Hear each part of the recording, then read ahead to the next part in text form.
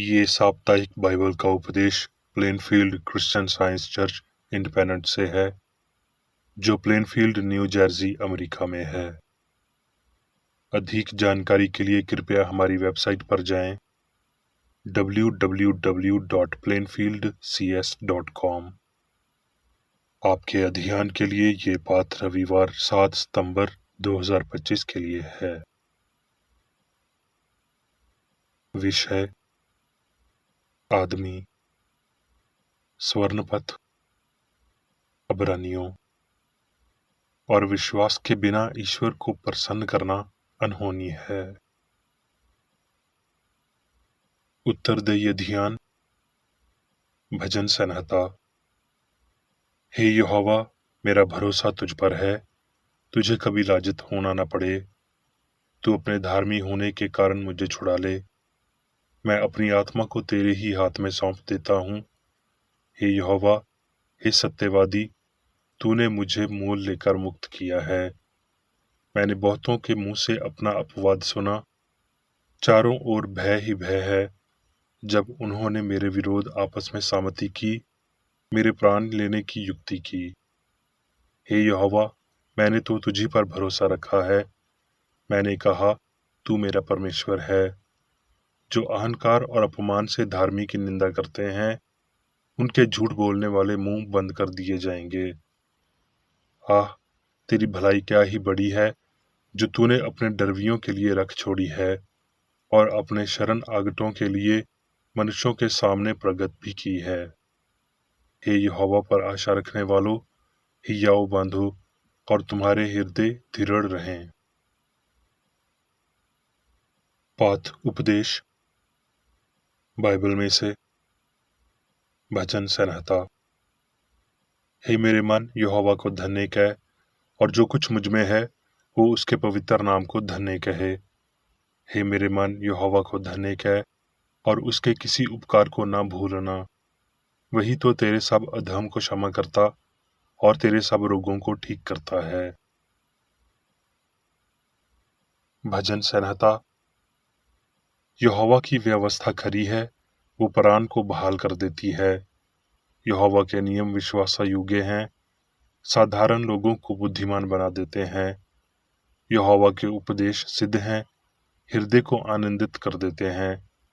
यहोवा की आज्ञा निर्मल है, वो आंखों में ज्योति ले आती है। यहोवा का भय पवित्र है, वो अनंत काल तक स्थिर रहता है। यहोवा के नियम सत्य और पूरी रीति से धर्मीय हैं। निर्गमान। फिर इसराइलियों की सारी मंडली नसीन नामी जंगल से निकल गई और यहोवा की आज्ञा के अनुसार कूच करके रिफैदीम में अपने डेरे खड़े किए, और वहां उन लोगों को पीने का पानी ना मिला। इसलिए वो मूसा से वाद विवाद करके कहने लगे कि हमें पीने का पानी दे। मूसा ने उनसे कहा, तुम मुझसे वाद विवाद क्यों करते हो और यहोवा की परीक्षा क्यों करते हो? फिर वहां लोगों को पीने की प्यास लगी। तब वो ये कहकर मूसा पर बुड़बुड़ाने लगे कि तू हमें लड़के बालों पशुओं समेत प्यासों मार डालने के लिए मिस्र से क्यों ले आया? तब मूसा ने यहोवा की दुहाई दी और कहा, इन लोगों से मैं क्या करूं? ये सब मुझे पथरावा करने को तैयार हैं। यहोवा ने मूसा से कहा, इसराइल के विरुद्ध लोगों में से कुछ को अपने साथ ले ले, और जिस लाठी से तूने नील नदी से मारा था उसे अपने हाथ में लेकर लोगों के आगे चल पड़। देख, मैं तेरे आगे चलकर हुरैब पहाड़ की एक चट्टान पर खड़ा रहूंगा, और तू उस चट्टान पर मारना। तब उसमें से पानी निकलेगा जिससे ये लोग पिएं। तब मूसा ने इसराइल के विरुद्ध लोगों के देखते वैसा ही किया, और मूसा ने उस स्थान का नाम मिस्सा और मरीबा रखा, क्योंकि इसराइलियों ने वहां वाद विवाद किया था और यहोवा की परीक्षा ये कहकर की कि क्या यहोवा हमारे बीच है या नहीं। लूका। जब वो किसी नगर में था तो देखो, वहां कोढ़ से भरा हुआ एक मनुष्य था, और वो यीशु को देखकर मुंह के बल गिरा और विनती की कि हे प्रभु, यदि तू चाहे तो मुझे शुद्ध कर सकता है। उसने हाथ बढ़ाकर उसे छुआ और कहा, मैं चाहता हूं तू शुद्ध हो जा। और उसका कोढ़ तुरंत जाता रहा। तब उसने उसे चिताया कि किसी से ना कहना, परंतु जाके अपने आप को याजक को दिखा और अपने शुद्ध होने के विषय में जो कुछ मूसा ने चढ़ावा ठहराया है उसे चढ़ा, कि उन पर गवाही हो। लूका। तब प्रेरितों ने प्रभु से कहा, हमारा विश्वास बढ़ा। मरकस। और जब वो और उसके चेले और एक बड़ी भीड़ यरू से निकलती थी, तो तमाई का पुत्र बरतमाई, एक अंधा भिखारी, सड़क के किनारे बैठा था। वो ये सुनकर कि यीशु नासरी है, पुकार पुकार कर कहने लगा कि हे दाऊद की संतान यीशु, मुझ पर दया कर। बहुतों ने उसे डांटा कि चुप रहे, पर वो और भी पुकारने लगा कि हे दाऊद की संतान, मुझ पर दया कर। तब यीशु ने ठहर कर कहा, उसे बुलाओ। और लोगों ने उस अंधे को बुलाकर कहा, ढारस बांध, उठ, वो तुझे बुलाता है। वो अपना कपड़ा फेंक कर शीघ्र उठा और यीशु के पास आया। इस पर यीशु ने उससे कहा, तू क्या चाहता है कि मैं तेरे लिए करूं? अंधे ने उससे कहा, हे रबी, ये कि मैं देखने लगूं। यीशु ने उससे कहा, चला जा, तेरे विश्वास ने तुझे ठीक कर दिया है। और वो तुरंत देखने लगा और मार्ग में उसके पीछे हो लिया। मरकस। मैं तुमसे सच कहता हूं कि जो कोई इस पहाड़ से कहे कि तू उखड़ जा और समंदर में जा पड़, और अपने मन में संदेह न करे, पर उन प्रतीति करे कि जो कहता हूं हो जाएगा, तो उसके लिए वही होगा। इसीलिए मैं तुमसे कहता हूं कि जो कुछ तुम प्रार्थना करके मांगो, तो प्रतीति कर लो कि तुम्हें मिल गया और तुम्हारे लिए हो जाएगा। अब्रानियों। विश्वास ही से इब्राहिम ने अपने परखे जाने के समय में इसहाक को बलिदान चढ़ाया, और जिसने प्रतिज्ञों को सच माना था, क्योंकि उसने वचा की कि परमेश्वर सामर्थी है कि मरे हुओं में से जिलाए, सो उन्हीं में से दृष्टांत की रीति पर वो उसे फिर मिले। विश्वास ही से मूसा के माता पिता ने उसको उत्पन्न होने के बाद 3 महीने तक छुपा रखा, क्योंकि उन्होंने देखा कि बच्चा सुंदर है और वो राजा की आज्ञा से ना डरे। विश्वास ही से मूसा ने सयाना होकर फराउन की बेटी का पुत्र कहलाने से इनकार किया, इसलिए कि उसे पाप में थोड़े दिन के सुख भोगने से परमेश्वर के लोगों के साथ दुख भोगना और उत्तम लगा, और मसीह के कारण आनंदित होने को मिस्र के भंडार से बड़ा धन समझा, क्योंकि उसकी आंखें फल पाने की ओर लगी थीं।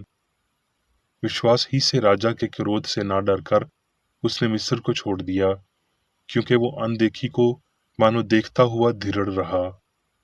विश्वास ही से उसने फिसा और लहू छिड़कने की विधि मानी, कि पहलोठों का नाश करने वाला इसराइलियों पर हाथ न डाले। विश्वास ही से वो लाल समंदर के पार ऐसे उतर गया जैसे सूखी भूमि पर से, और जब मिस्रियों ने वैसा ही करना चाहा, तो सब डूब मरे। ग्रंथियों। क्योंकि हम रूप को देखकर नहीं, पर विश्वास से चलते हैं। अब मैं मेरी बेकर एडी द्वारा क्रिश्चियन साइंस की किताब विज्ञान और स्वास्थ्य शास्त्रों की कुंजी के साथ के साहस संबंधी अंश पढ़ूंगा। विज्ञान और स्वास्थ्य। हमारे गुरु ने अपने शिष्यों के समक्ष जो विश्वास का पहला सूत्र प्रस्तुत किया, वो था उपचार, और उसने अपने कार्यों द्वारा अपने विश्वास को सिद्ध किया। प्राचीन मसीही चिकित्सक थे। मसीही धर्म का ये तत्व क्यों खो गया है? क्योंकि हमारे धर्म की प्रणालियां चिकित्सा की हमारी प्रणालियों द्वारा कम या ज्यादा संचालित होती हैं। पहले मूर्ति पूजा सामग्री में विश्वास था। स्कूलों में देवता में विश्वास की बजाय ड्रग्स के फैशन में विश्वास किया है। यदि हम सभी नैतिक प्रश्नों पर मसीही हैं, लेकिन भौतिक छूट के रूप में अभी अंधेरे में ही हैं, जिसमें मसीही धर्म शामिल है, तो हमें इस विषय पर भगवान में अधिक विश्वास होना चाहिए और उसके दावों के प्रति अधिक जीवित होना चाहिए। मसीहत का इतिहास अपने स्वर्गीय पिता सर्वशक्तिमान मन द्वारा मनुष्य पर समर्थित शक्ति और रक्षा शक्ति के उदात्त प्रमाण प्रस्तुत करता है, जो मनुष्य को विश्वास और समझ प्रदान करता है, जिससे वो खुद का बचाव करता है, न केवल प्रलोभन से बल्कि शारीरिक पीड़ा से भी। जीवन, सत्य और प्रेम ईश्वरीय विज्ञान की वास्तविकताएं हैं। वो विश्वास में डूब जाते हैं और आध्यात्मिक समझ में पूर्ण चमक प्राप्त करते हैं। जिस प्रकार बादल सूर्य को छुपा लेता है, वो बुझ नहीं सकता, उसी प्रकार मिथ्या विश्वास अपरिवर्तनशील सिद्धाभाव की आवाज को कुछ समय के लिए खामोश कर देता है, लेकिन मिथ्या विश्वास आशा और फल से लैस विज्ञान को नष्ट नहीं कर सकता। भौतिक चिकित्सा ईश्वर की शक्ति के लिए दावों का विकल्प बनाती है, यहाँ तक कि मन की शक्ति को भी शरीर को ठीक करने के लिए। विधवातावाद मनुष्य यीशु के दिव्य सिद्धांत की बजाय व्यक्ति से मुक्ति के लिए चिपक जाता है, और उसका विज्ञान ईश्वर का औपचारिक आत्मिक एजेंट खामोश है। क्यों? क्योंकि सत्य उनकी काल्पनिक शक्ति के भौतिक माधिक दराइयों को त्याग देता है और आत्मा की सर्वोच्चता प्रदान करता है। विज्ञान वो अजनबी है जो आपके द्वार के भीतर है, ये याद नहीं आता, तब भी जब इसके बढ़ते प्रभाव व्यावहारिक रूप से इसकी दिव्य उत्पत्ति और प्रभावकारिता साबित करते हैं। दिव्य विज्ञान बाइबल से अपनी मंजूरी प्राप्त करता है और बीमारी और पाप को ठीक करने में सत्य के पवित्र प्रभाव के माध्यम से विज्ञान की दिव्य उत्पत्ति का प्रदर्शन किया जाता है। सत्य की ये उपचार शक्ति उस अवधि के लिए पूर्व काल में रही होगी जिसमें यीशु रहते थे। ये इतना ही प्राचीन है जितना के प्राचीन दिन थे।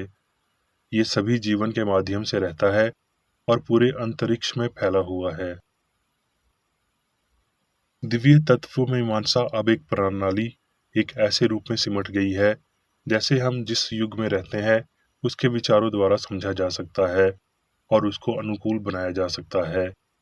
ये प्रणाली शिक्षार्थी को उस दिव्य सिद्धांत को प्रदर्शित करने में सक्षम बनाती है जिस पर यीशु की चिकित्सा आधारित थी, तथा रोगों के उपचार के लिए वर्तमान में इसके अनुप्रयोग ही से पवित्र नियमों को प्रदर्शित करने में सक्षम बनाती है। क्योंकि सत्य अनंत है, त्रुटि को कुछ भी नहीं के रूप में जानना चाहिए। क्योंकि सत्य अच्छाई में सर्वशक्तिमान है, त्रुटि सत्य के विपरीत कुछ हो सकता है। बुराई शून्य का प्रतिकार है। सबसे बड़ी गलती सर्वोच्च अधिकार के विपरीत है। विज्ञान से प्रेरित विश्वास इस तथ्य में निहित है कि सत्य वास्तविक है और त्रुटि असत्य है। सत्य के आगे त्रुटि कायरता है। दिव्य विज्ञान जोर देकर कहता है कि समय ये साबित करेगा। सत्य और त्रुटि दोनों नश्वरता की आशंका से पहले कहीं अधिक निकट आ गए हैं, और सत्य अभी भी स्पष्ट हो जाएगा क्योंकि त्रुटि स्वयं नष्ट हो गई है। घात विश्वासों के खिलाफ की त्रुटि सत्य के समान वास्तविक है कि बुराई शरीर नहीं तो अच्छाई की शक्ति के बराबर है, और ये विवाद सिद्ध भाव के समान सामने है। यहाँ तक कि बीमारी और पाप के बंधन से मुक्ति की आशा भी तांत्रिक को बहुत कम प्रेरणा देती है। प्रयास जब हम त्रुटि में होने की तुलना में अधिक विश्वास करते हैं तो हम आत्मा में अधिक विश्वास करते हैं, सामग्री की तुलना में अधिक विश्वास करते हैं, मरने की तुलना में जीने में अधिक विश्वास करते हैं, मनुष्य की तुलना में भगवान में अधिक विश्वास करते हैं। तो कोई भी भौतिक दामन हमें बीमार होने और त्रुटि को नष्ट करने से रोक नहीं सकता। भगवान ने मानव अधिकारों का एक उच्च मंच बनाया है और उन्होंने इसे दिव्य दावों पर बनाया है। उन दावों को कोड या पंथ के माध्यम से नहीं किया जाता, लेकिन पृथ्वी पर शांति, पुरुषों के प्रति सद्भाव के प्रदर्शन में मानव सिद्धांत, विद्वतापूर्ण धर्मशास्त्र, भौतिक चिकित्सा और सविच्छता, विश्वास और आध्यात्मिक समझ को बेड़ियां लगा देते हैं। दिव्य विज्ञान इन बेड़ियों को तोड़ता है और मनुष्य का एक निर्माता के प्रति एकमात्र निष्ठा किया जन्म असिद्ध अधिकार खुद पर जोड़ देता है। मैंने अपने सामने ऐसे बीमारों को देखा जो एक अवास्तविक गुरु की वर्षों तक दास्ता करते हुए इस विश्वास के साथ जी रहे थे कि मन की बजाय शरीर उन पर शासन करता है। लंगड़े, बहरे, गूंगे, बीमार, कामुक, पापी, मैं उन्हें अपने विश्वासों की गुलामी से और फ़िरौन की शिक्षक प्रणालियों से बचाना चाहता था, जो आज भी पहले की तरह इसराइल के लोग दास्तव में हैं। मैंने अपने सामने भयानक संघर्ष, लाल समंदर और जंगल देखा, लेकिन मैंने ईश्वर में विश्वास के माध्यम से मजबूत मुक्तिदाता सत्य पर भरोसा करते हुए क्रिश्चियन विज्ञान की भूमि में मार्गदर्शन के लिए दबाव डाला, जहां बेड़ियां टूटती हैं और मनुष्य के अधिकारों को पूरी तरह से जाना और स्वीकार किया जाता है। आप सीखेंगे कि क्रिश्चियन साइंस में पहला कर्तव्य ईश्वर का पालन करना, एक मन रखना और दूसरों को अपने जैसा प्रेम करना है। भगवान मनुष्य साथ ब्रह्मांड का निर्माण और संचालन करता है। ब्रह्मांड आध्यात्मिक विचारों से भरा है, जिसे वो विकसित करता है, और वो मन का आज्ञाकारी है, जो उन्हें बनाता है। नश्वर मन आध्यात्मिक को भौतिक में बदल देगा, और फिर इस त्रुटि की नश्वरता से बचने के लिए मनुष्य की मूल स्व को पुनर्प्राप्त करेगा। ईश्वर के स्वयं की छवि में बनाए गए नश्वर अमर की तरह नहीं हैं, लेकिन अनंत आत्मा सभी होने के नाते नश्वर चेतना वैज्ञानिक तथ्य के लिए अंतिम पैदावार होगी और गायब हो जाएगी, और सही और हमेशा के लिए होने का वास्तविक अर्थ प्रकट होगा। विश्वास को अपनी सीमाओं को बढ़ाना चाहिए और पदार्थ की बजाय आत्मा पर निर्भर होकर अपने आधार को मजबूत करना चाहिए। हमें अपने स्वामी की सभी बातों पर विश्वास करना चाहिए। अब मैं मेरी बेकर एडी द्वारा चर्च मैनुअल में दिए गए 3 दैनिक कर्तव्यों को पढ़ूंगा। दैनिक प्रार्थना। प्रत्येक दिन प्रार्थना करने के लिए इस चर्च के प्रत्येक सदस्य का कर्तव्य होगा, तुम्हारा राज्य आए, ईश्वरी सत्य, जीवन और प्रेम के शासन को मुझ में स्थापित कर और मुझ पर शासन कर, और तेरा वचन सभी मनुष्यों के स्नेह को समृद्ध कर सकता है और उन पर शासन कर। आदेशों और कर्तव्यों के लिए एक नियम। ना तो दुश्मनी और ना व्यक्तिगत लगाव मदर चर्च के सदस्यों के आदेशों और कर्तव्यों पर लागू करना चाहिए। विज्ञान में दिव्य प्रेम ही मनुष्य को नियंत्रित करता है, और एक क्रिश्चियन विज्ञानी प्यार की मीठी सुविधाओं को दर्शाता है। प्यार में डांटने पर, सच्चा भाईचारा, परोपकार और क्षमा में। इस चर्च के सदस्यों को प्रतिदिन ध्यान रखना चाहिए और सभी बुराई दूर करने, भविष्यवाणी, न्याय करने, निंदा करने, परामर्श देने, प्रभावित करने या गलत तरीके से प्रभावित होने से बचने के लिए प्रार्थना करनी चाहिए। कर्तव्य के प्रति सतर्कता। इस चर्च के प्रत्येक सदस्य का ये कर्तव्य होगा कि वो प्रतिदिन आक्रामक मानसिक सुझाव से बचाव करे और भूलकर भी ईश्वर, नेता और मानव जाति के प्रति अपने कर्तव्य की उपेक्षा नहीं करनी चाहिए। उनके कामों से उन्हें आंका जाएगा और वो उचित या निंदनीय होगा।